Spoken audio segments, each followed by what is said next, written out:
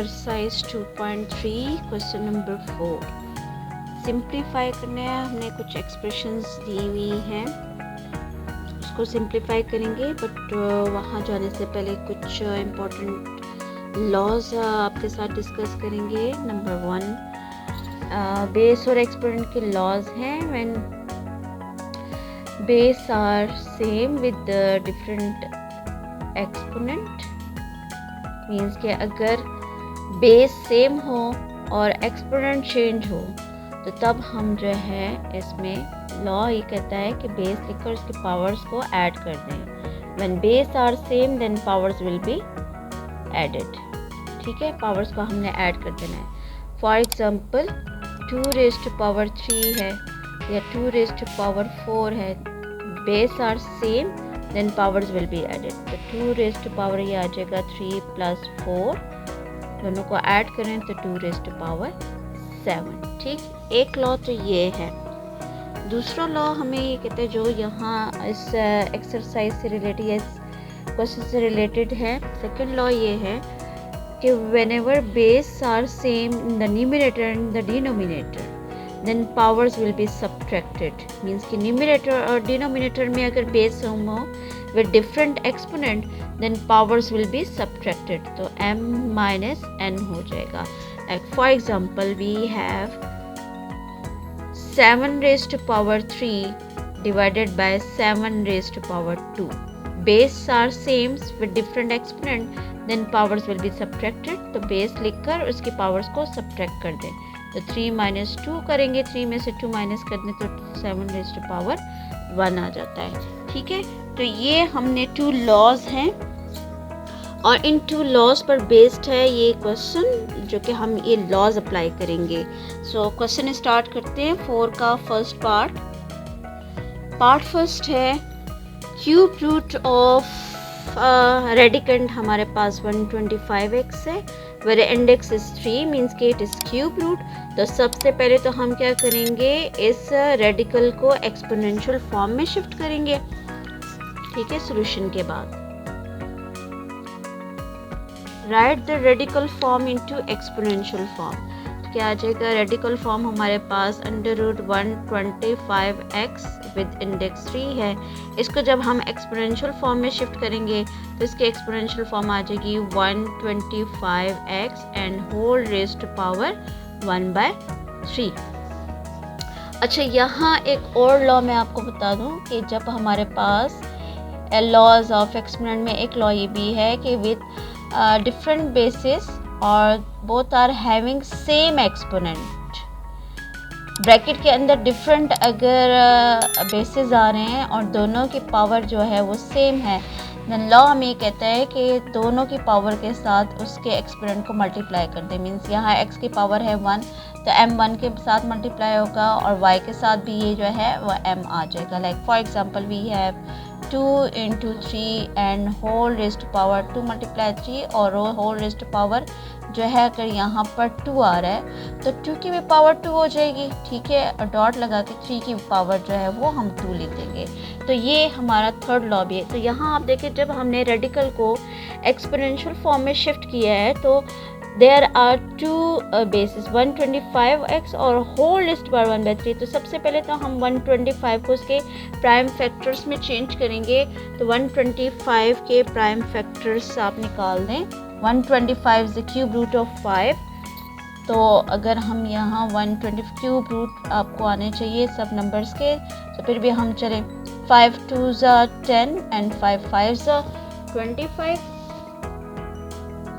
then 5 5s are 25 and 5 1s are 5। तो 5 को 3 times multiply करें, 5 का क्यूब जो है दैट इज इक्वल टू 125 होता है। सो हम क्या करेंगे, इस 125 को उसके बेस में लेकर जाएंगे, प्राइम नंबर्स में लेकर जाएंगे। तो 5 रेज़ टू पावर 3 है, ठीक है, and x whole raise to power 1/3। जब आपने उसको उसके एक्सपोनेंट में चेंज कर दिया 125 को, तो अब ये देखिए according to the third law of the exponent whenever basis are change then with same exponent, तो हर एक के साथ आपने उसका एक्सपोनेंट लिख देना है। तो अब ये देखिए 5 है, इसकी पावर है 3, तो 3 के साथ मल्टीप्लाई हो जाएगा 1/3। और यहाँ x की पावर यहाँ अंदर 1 है, तो 1 के साथ जब हम इसको मल्टीप्लाई करेंगे तो ये 1/3 ही आएगा।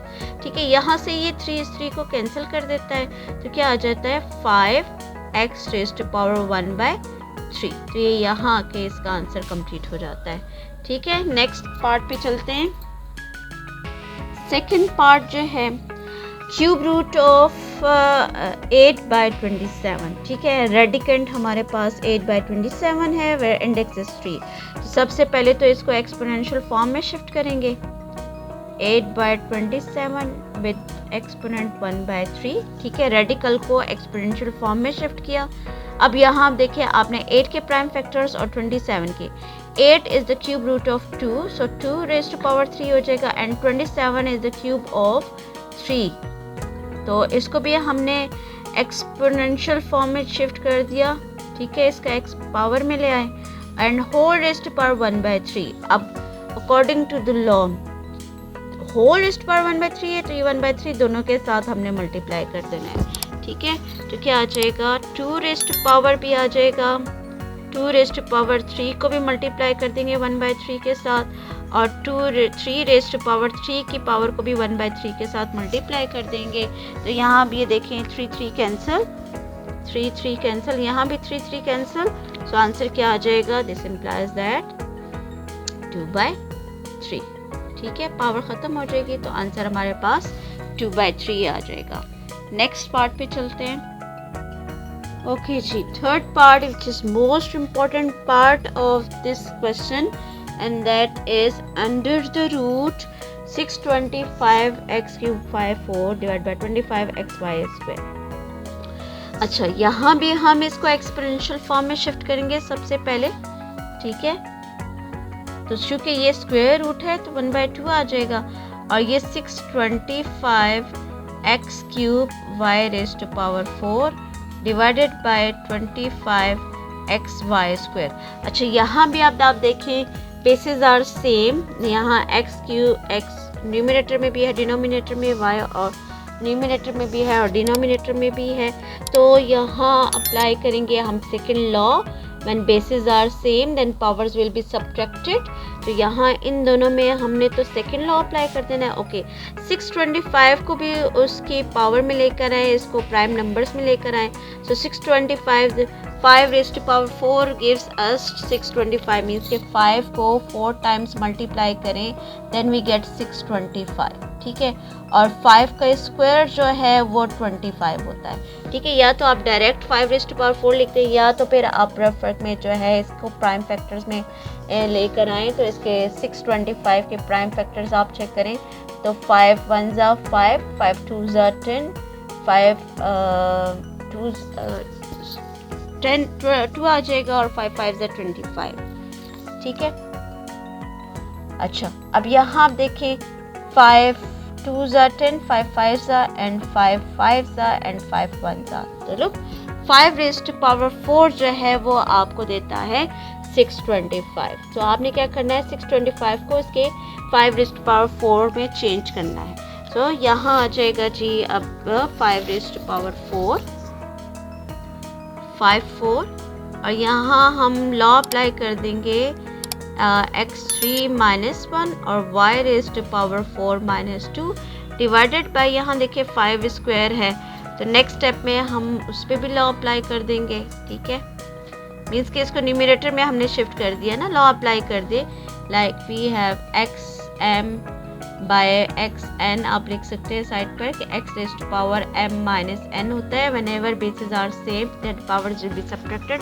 तो यहाँ हम देखिए बेस सेम है, तो पावर यहाँ ऊपर 3 है और नीचे इसकी 1 है, तो 3 में से 1 माइनस हो जाएगा, y की पावर 4 है, नीचे 2 है, तो 4 - 2 हो जाएगा। यहाँ भी आप देखिए बेसिस आर सेम, तो नेक्स्ट स्टेप में क्या आ जाएगा, 5 raised to power 4 - 2, यहाँ 3 में से 1 माइनस कर दें तो x स्क्वायर, यहाँ y की पावर भी 2 आ जाएगी, and whole raised to power आ जाएगा 1/2।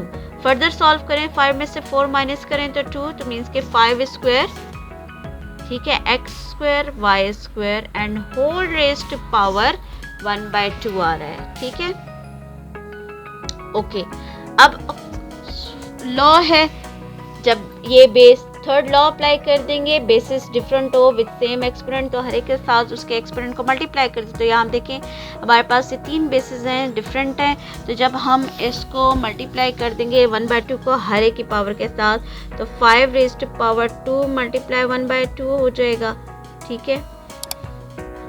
And x raise to power 2 multiply 1/2 and y raise to power 2 multiply 1/2।